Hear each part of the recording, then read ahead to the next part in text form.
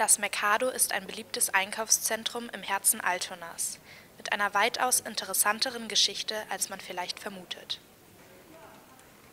1991, beim Bau des Mercados, stießen Arbeiter auf Gebeine und Teile ehemaliger Grabanlagen. Was viele Hamburger nicht wussten, ist, dass sich unter dem Mercado seit dem späten 17. Jahrhundert ein jüdischer Friedhof befindet. Wir gehen heute in das Ottensener Stadtteilarchiv, um mehr über die Geschichte zu erfahren. Die Gründungsgeschichte des Friedhofs geht zurück bis 1663. Ja. Damals haben hochdeutsche Juden, also das waren Hamburger Juden, Aschkenasen, nachgefragt. Die wollten in Hamburg eine eigene Gemeinde gründen und haben in Hamburg nicht die Erlaubnis bekommen, einen eigenen Begräbnisplatz einzurichten.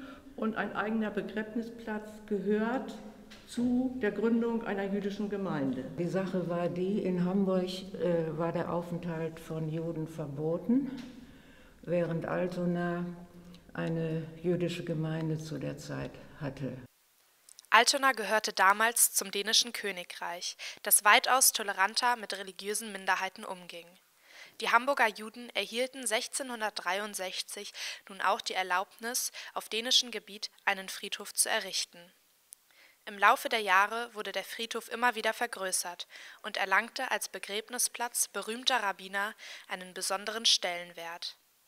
Die letzten Beisetzungen soll es 1934 gegeben haben. Was geschah mit dem Friedhof während des Nationalsozialismus? Die Totenruhe im jüdischen Glauben ist ja ewig und der Friedhof bleibt sozusagen für alle Zeiten, alle Zeiten bestehen. Und die Nationalsozialisten, weiß man, die haben darauf ja irgendwie überhaupt keine Rücksicht genommen, was jüdische Geschichte und jüdischen Glauben anging. Und die haben dann den Friedhof bebaut mit Bunkern. Was geschah mit dem Friedhof nach dem Nationalsozialismus? Die jüdische Gemeinde bekam es zurück. So.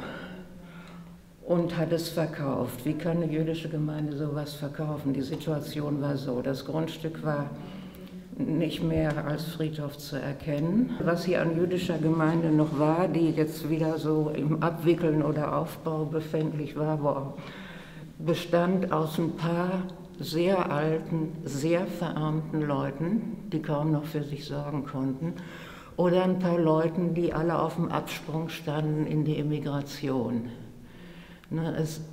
Man konnte sich nicht vorstellen, dass nochmal Juden in Deutschland leben würden. Also abgesehen davon, dass kein Geld da war, hätte man es auch technisch nicht machen können, weil das Gelände war besetzt mit diesen zwei Riesenbunkern, ein kleiner und ein Riesenbunker. Das wurde dann verkauft an Hertie. Ja, das ging dann gut mit Hertie, beziehungsweise gut ging es eben nicht, aber es ging mit Hertie bis 1988. Ottensen war ja damals, könnt ihr euch nicht vorstellen, nicht das Ottensen, was ihr jetzt seht. Ottensen war ein absolut verrotteter Stadtteil mit einer Bevölkerung mit absolut keiner Kaufkraft und so. Ne? Es ließ sich hier kein Geld verdienen und es ließ sich mit diesem Hertie kein Geld verdienen. Es war wirklich ein absolut verzweifelter Zustand für den Konzern, der dann nur Kosten hatte, ohne jemals Einnahmen zu haben, und die haben es dann verkauft. Erst als die Bauarbeiten des Mercados begannen, erfuhr Ulla Hinnenberg von dem Friedhof unter dem Grundstück, woraufhin sie sofort die Zeitungen informierte. Die Nachrichten erreichten nicht nur den Oberrabbiner Itzhak Kolitz, sondern sorgten international für viel Aufruhr. Im Judentum sind Friedhöfe für die Ewigkeit angelegt, weshalb es besonders für orthodoxe Juden undenkbar war, die Grabstätte aufzulösen. Juden kamen aus aller Welt, um gegen den Bau des Einkaufszentrums zu demonstrieren. Und auch Altona ging auf die Straße. Es gab ja zwei sozusagen Demonstrationsstränge. Es gab einmal die Ottenser, die gegen das Einkaufszentrum es wurde damals Mercado genannt, Carré war. Und dann gab es diesen anderen Strang, dass diese sehr orthodoxen Juden kamen und hier sehr auffällig mit Gebetsritualen am Bauzaun standen und natürlich sehr, sehr fremd waren. Das waren ja alles Juden, die sehr orthodox sind und dann immer in ihrer Kleidung, in ihrer mit den Schläfenlocken. Während ja sonst Menschen, die nicht so orthodox jüdisch sind, denen sieht man es nicht an, dass sie jüdisch sind, die vielleicht auch dahin gekommen sind. Aber nun kamen so diese ganzen, also diese orthodoxe Gruppe. Das Dilemma war, fand ich damals, dass das in der Bevölkerung einen unglaublichen Judenhass wieder erzeugt hat. Leute, die standen und sagten, die hat man wohl vergessen zu vergasen. Ja.